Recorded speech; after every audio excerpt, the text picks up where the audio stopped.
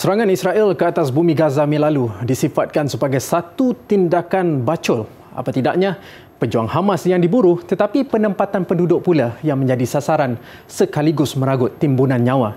Namun ironinya, hakikat pedih yang terpaksa ditempuh sejak akhir kurun ke-19 gerakan pelampau nasionalisme Yahudi atau Zionism yang dipimpin Theodor Herzl sehingga kini masih gagal menguasai bumi ambia itu sepenuhnya. Ikuti perkongsian rakyat Malaysia yang menetap di Gaza, Muhammad Nadir Al-Nuri Kamaruzaman.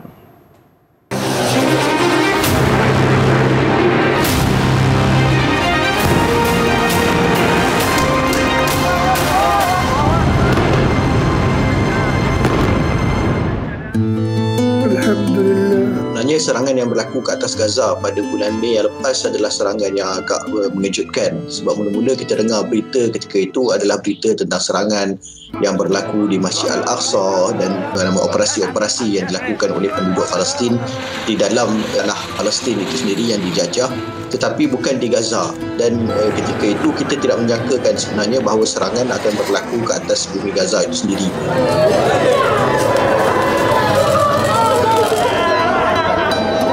Jeritan maupun pertolongan itu adalah kepada mujahidin, yang mana mujahidin dia mempunyai kekuatan dari segi roket dan sebagainya yang boleh merubah situasi.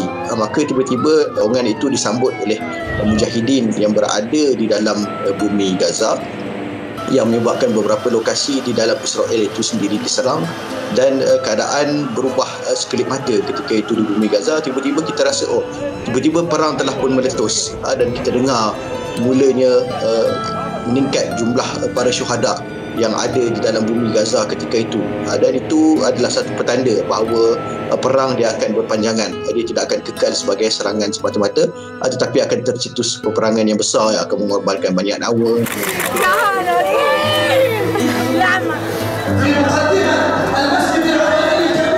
Dia berlaku letupan, kita kena dengar selepasnya akan ada letupan di atas bumi Gaza ataupun tidak. Kalau tidak, masing-masing dia akan bertakbir sebenarnya.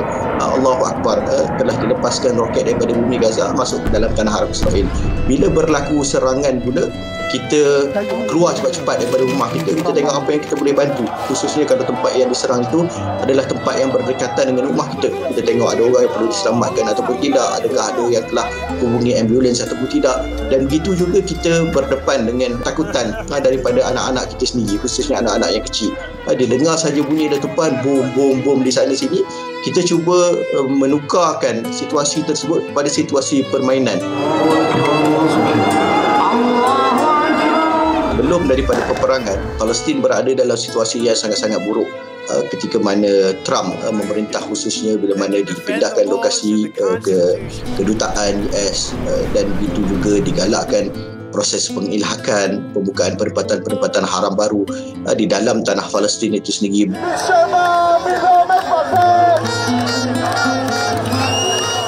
Perang itu datang sebenarnya dalam suatu bentuk kita boleh sebut sebagai rahmat.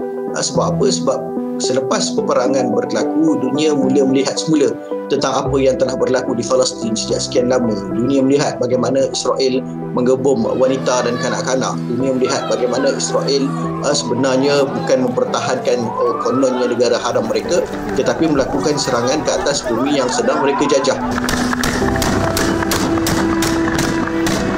Momen bila mana saya melihat penduduk-penduduk Malaysia khususnya dan penduduk-penduduk Nusantara mula menunjukkan sokongan yang sangat luar biasa untuk Palestin. Sokongan daripada rakyat Malaysia ini kita boleh sebut di bumi Gaza ketika ini kita berada di tempat nombor 1.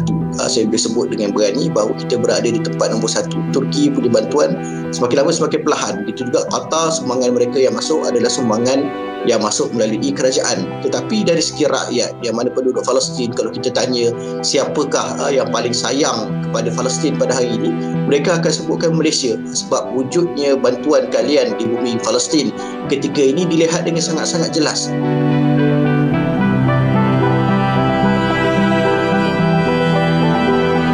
COVID-19 adalah sakit ataupun adalah wabak yang sangat-sangat besar kesannya kepada penduduk di bumi Gaza, tetapi duka citanya mereka tidak begitu mengambil berat tentang apa yang berlaku, khususnya selepas peperangan.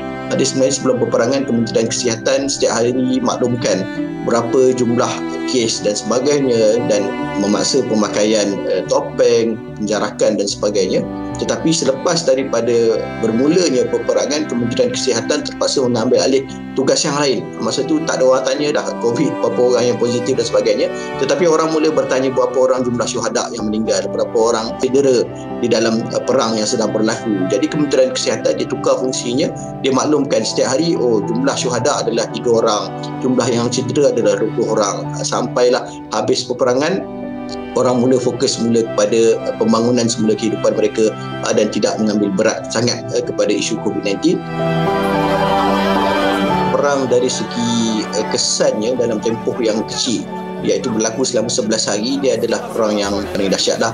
Tetapi perang yang paling buruk dan besar kesannya perang yang kita lalui pada tahun 2014 sebenarnya, sebab dia berlangsung selama 51 hari. Jumlah syuhada pun jauh lebih besar daripada jumlah syuhada, sekitar 200 orang pada perang yang lepas baru ni, dan begitu juga jumlah kerosakan pun terlalu besar nak dibandingkan dengan perang yang berlaku pada kali inilah.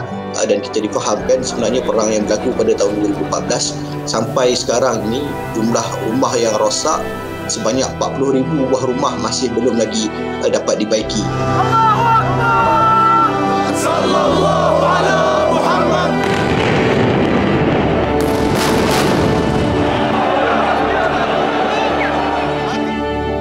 Perang itu sebenarnya adalah satu rahmat yang membuka mata penduduk